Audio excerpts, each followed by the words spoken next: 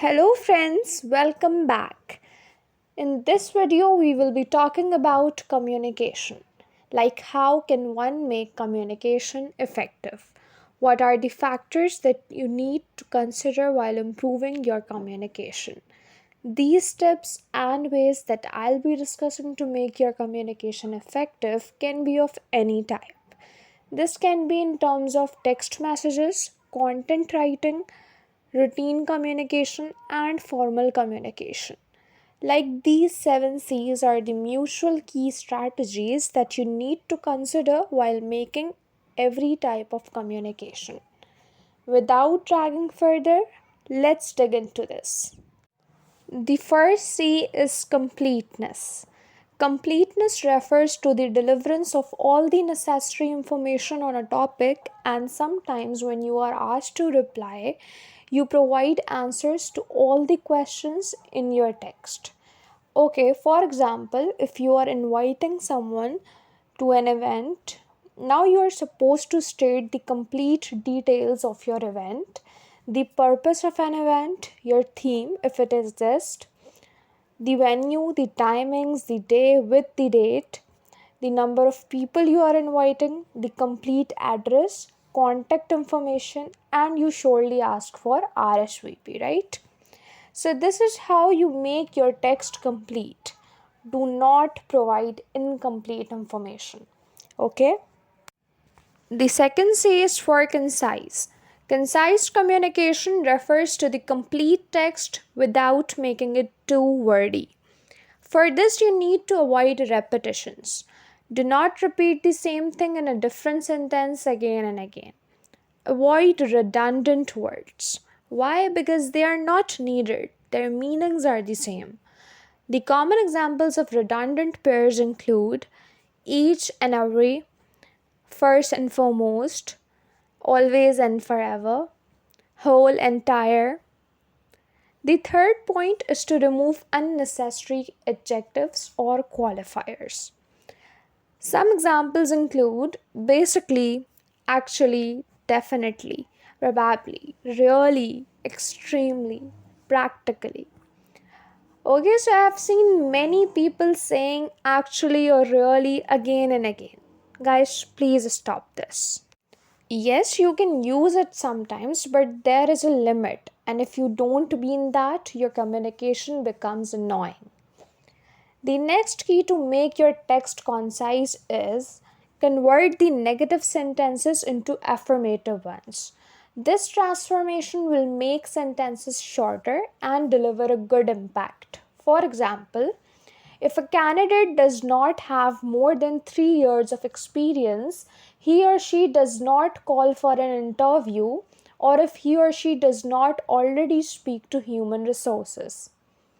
The improved version is candidates having 3 years of experience can contact human resources and call for an interview.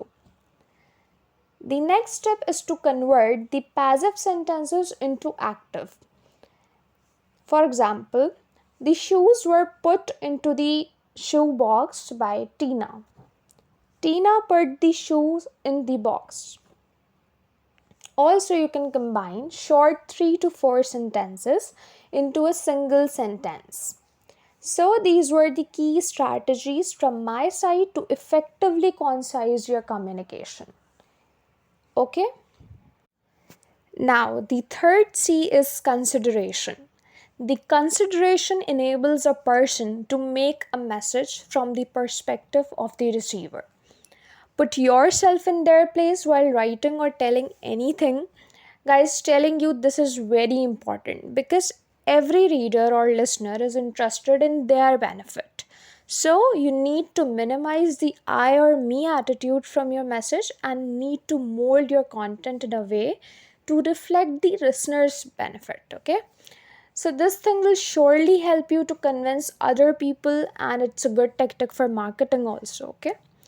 For example, we are requiring all employees to respond to the attached survey about health benefits. The improved version is because your opinion and ideas matters, please fill out the attached survey form about health benefits.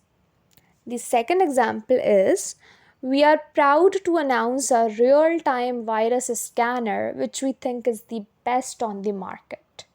The improved version is, now you can avail to protect your computers from a real time virus via our virus scanner. You can see how the me attitude is transformed in the improved sentences and highlighted the importance of employees and requested them positively.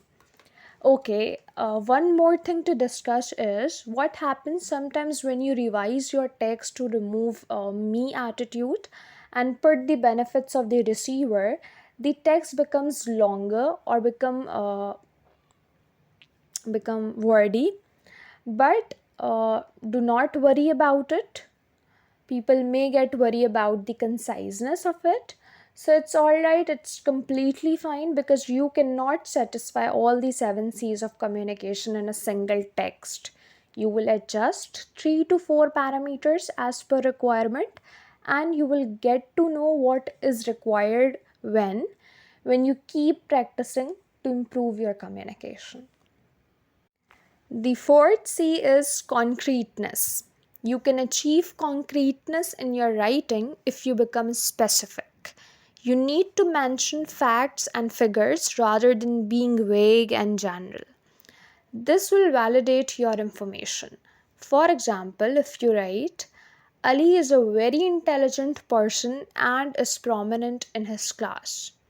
You can make the sentence concrete by saying, Ali's GPA in BE, Bachelor's of Engineering, program is 3.9 out of 4. He got the first position in the entire class. Okay. The fifth C is of clarity. This clarity of your text is valuable.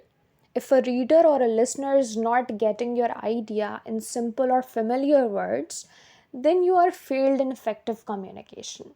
I've seen many people using fancy vocabulary while writing or telling anything, which I believe is not a good thing. The simple and clear statements will address a vast audience. Otherwise, your content will constrict in a small group of intellectual people. Okay? Now, the sixth T is courtesy. Courtesy refers to the politeness of communication, which is ethically very important. Try using expressions like sorry, thank you, excuse me, please, or kindly in your communication. For example, Jack, you must complete all performance reviews by Friday. You can improve it by saying, Jack, kindly complete all performance reviews by Friday. Or you can say it like, Jack, will you please complete all performance reviews by Friday? So, courtesy also restrict you to use bias-free language. Yes, do not use biased language. Effective communication must be free of gender, race, ethics, and age biases. See the list of words that you can use to make communication bias free. For example, an Indian accountant was hired, and an improved version is an accountant was hired. This sentence has removed the biasness of race. Okay. The second example is a little old lady. You can use a word, a woman. Or when you talk about the senior citizens, you should not use the sentence like the law applied to an old people. No. You can improve it by saying the law applied to the people over 65 or senior citizens. Okay. So this is how you can improve or you can make your sentences bias free. And also there's another list you can see here, the man and woman that represents the gender has removed by general words like mankind is replaced by humankind. Chairman is removed or replaced by chair.